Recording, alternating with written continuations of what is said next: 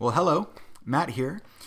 Thank you for watching this video here on composing thank you letters. And thank you letters are a type of message that are typically sent for a number of different reasons, but we're going to focus on sending one for an interview. And so during the job interview process, it's very common to compose a thank you letter, essentially thanking the employer for their time. And it's also a great opportunity for us to be able to reiterate some of the knowledge, skills, abilities that we have and how that fits the job or the position that we're actually applying for. So it's a great way to not only thank the employer for their time, which is something that you want to do, but you also have the opportunity to, once again, reiterate some of your finer points to try and separate yourself from other applicants. So certainly something that can set yourself apart because a lot of people don't send them, although they should. And so a thank you message generally is a type of neutral message, right? We can group them into a number of different categories, general categories, if you will. We have good news messages, which are generally designed to convey some type of pleasant information. We have bad news messages, which are designed to convey something unpleasant. And then we have these neutral messages, which generally are of interest to the reader, but they usually don't evoke any type of emotion. So a thank you letter generally is considered to be a neutral news message because it's supposed to provide some information, generally is of interest, but it's not going to evoke any emotion. And so the way that we do this and the way that we actually structure these messages is we use what we call deductive sequence or a deductive sequence. And so what we're going to do now that you have some backstory on the messaging and the purpose of it is we're actually going to create a thank you letter. So it's going to be pretty general because I'm not modeling this to a specific employer or a specific occupation, but it's going to be kind of a template that you can use and obviously make some changes in different things, incorporate your own information, but it should give you at least the structure on what to include for sending this type of message. So do kind of the more difficult stuff and then you can make it all nice and fancy and all that kind of fun stuff. So we used a deductive sequence, and what that means is that we start with the main idea first. With a lot of different types of messages, specifically with bad news, we don't start with the bad news up front because that typically deters people from reading the entire thing, and a lot of times we want people to understand our reasoning for why we made a maybe unpopular decision or decision they don't like, and if we put the bad news up front, nobody continues to read, thus ignoring any reasoning whatsoever. With a good news or neutral message, we generally include the main idea up front. You know, typically, at least here in kind of a North American audience, which is what this information is going to be structured for, we usually want the information up front so we don't have to search and search and search for a main idea, just time consuming, and we want to get what we need to do and then move on, of course. So we're going to use a deductive sequence. And so what I'm going to do is I'm going to basically create a thank you letter that you can follow along, but mainly just focus on the key areas and then what you can include in there. So the first thing with any letter we know is we have to include some type of greeting. And so I'm going to go ahead and use Dear Mrs. Jones and then a colon, and then I'm going to enter down twice to create some space. Above here, you can put obviously important information like the date of the letter and then address information up here. That generally is included up at the top, of course. I'm going to skip that though and move on to the greeting, and now we're going to go into the body portion. Now the first thing you want to do here, your main idea, this is a thank you letter, and so you're going to thank them right off the bat for whatever it is that you're thanking them for. So in this case, we are going through the interview process, so we're really thanking them for their time. And so a way that you can do this is simply saying, thank you for the opportunity to interview with, and we'll just say ABC company for an example. You would obviously insert the name of the employer. Maybe you want to thank specifically the person there. You can do a number of different things there. That's just kind of a basic sentence. The next thing you want to do is include something. Everyone loves a little bit of flattery, and so it's not unwise to be specific, right? When we get compliments on something, we generally like them to be specific, not, hey, great job. Okay, well, great job on what? Like, what did I do good? What did I not do good? You know, we like them to be specific. And so the same thing here, we're thanking them, you know, include some specific things that really meant something to you as a way of validating the comment, of course. Not very general, right? That's very easy to say, but make it thoughtful. That's going to be a little more meaningful for the employer. So one of the things you can say, once again, just an example, you don't have to use this, but you can say your kind hospitality, and let's say strong presence in the community have only furthered my desire to join your outstanding organization. And we'll go to a new paragraph. So we're thanking them for the opportunity to interview. We're being very specific in what it was that we liked. And then once again, it's what you're doing here is you're trying to establish what we call a PO fit, commonly referred to as a person-organization fit.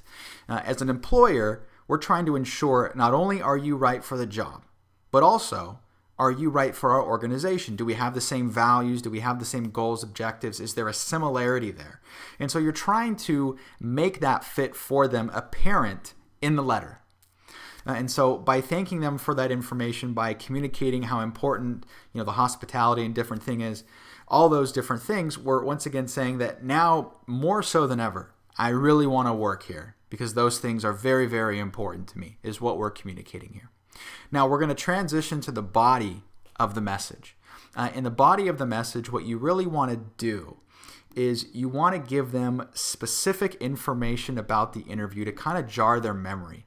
There's a possibility that maybe they interviewed a lot of different people, and so you want to give them something specific that they're going to remember you by, and then they can think, oh yeah, you know what, this person had these qualities, I really like them, and you know what, they were a pretty good fit. You want to jar their memory because if you were the first person to interview, chances are they may have forgotten certain things about you, and so you want to bring those up, reacquaint them with that. And so you can do that a number of different ways here.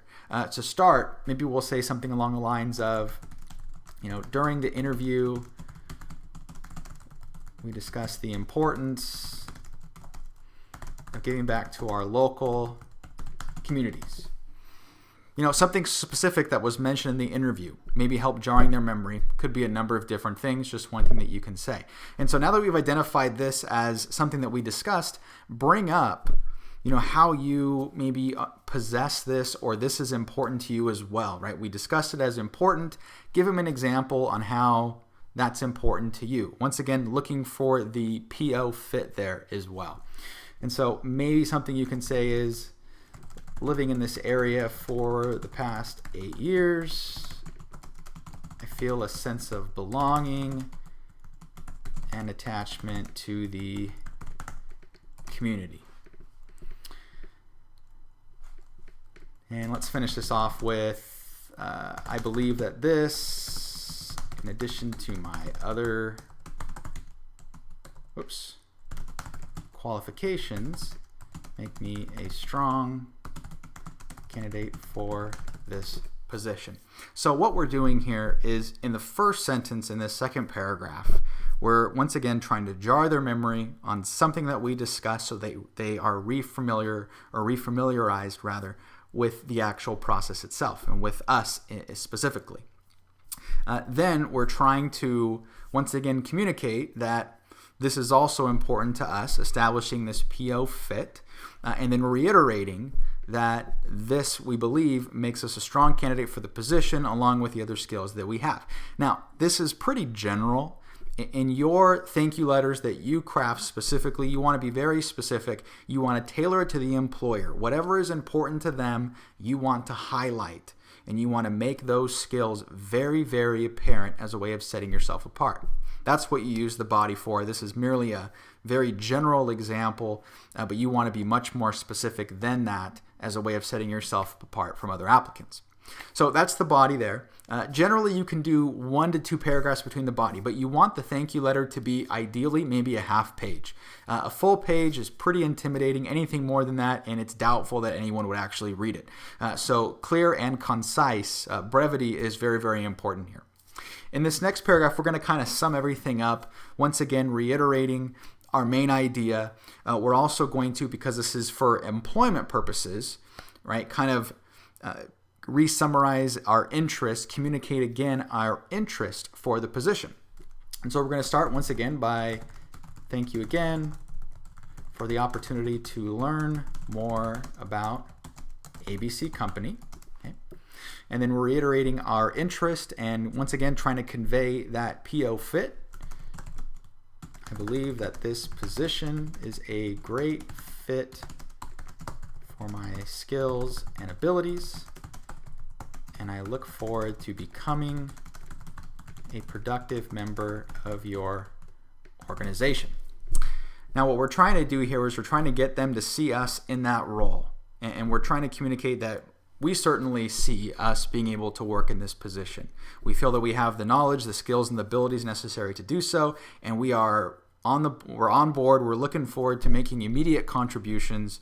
We're trying them to get them to see just that. And then lastly, we kind of have the close, right? It's generally pretty common to do, if I can be of maybe any further assistance. Whoops, let's make sure and actually tab down.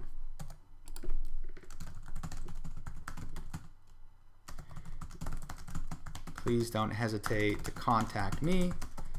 I look forward to hearing, whoops, not heaving. We're not throwing anything.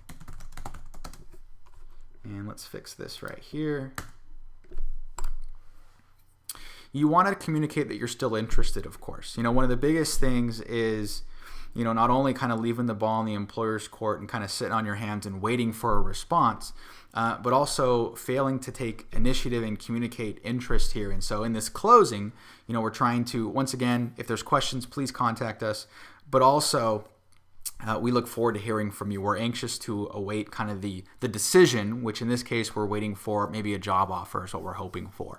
You can also do, it's not uncommon to say, I will follow up with you on such and such date. Depending upon your personality, that might be a little too forward. Some employers that works for, right, it shows initiative and they're interested, and I will follow up with you the week of such and such date, and that works. For others, it might be, a little pushy. So you can kind of gauge that on your own if it's appropriate, you feel, depending upon who you're communicating with. If you feel like it would come across as pushy and maybe be a kind of a turnoff, a detractor, maybe don't use that. And then lastly, the close. So we're going to go and go with sincerely and a name, John Smith. I'm not very creative, obviously. So we're going to use John Smith. For closings, you can do a number of different things. Greeting or sincerely is by far has been used forever. You can also use kind of maybe a little more common today is like best regards. You can use regards, warm regards, kind regards, best regards. One's not necessarily better than the other. I would stay away from regards and usually for most messages because it's kind of stuffy. It comes off as a little standoffish and maybe impersonal. Best regards is pretty common for the most part. You can just use sincerely if you want to. It's not that big of a deal, but you have some options, of course, as well. I would get away with just thanks or no closing sentence at all. You want to include something. It's a professional document. You haven't got the job yet. You're still trying to communicate the interest and the professionalism aspect. So certainly do that there. Other thing I would highlight too is in the greeting, make sure that you include Mr., Miss, or Mrs., Doctor, whatever title is appropriate. No first names. You're not on a first name basis yet. Someday, maybe you will be, which is great. But for the time being, I would stick to Mr., Mrs., communicate a sense of respect and professionalism, and I think you'll be happy with the end result. So that's kind of the basic structure. Looking at that, you can tailor that to the employer and then specifically the job, which is helpful, right? I didn't have a specific job, so I'm kind of just throwing things in there. But knowing the job, you know what skills, what abilities they want, which ones you have. Hopefully there's a complement there. You can highlight those to make them aware of those things. Once again, just having the opportunity to reiterate those things, to refreshen their memory so that they think of you and think of all the nice, great things about you and how you're right for the job. So that kind of covers everything. Hopefully you found that helpful. If you have questions, go ahead and post maybe a comment below the video, and I'll do my best to get back to you as quickly as I can. Thanks for watching.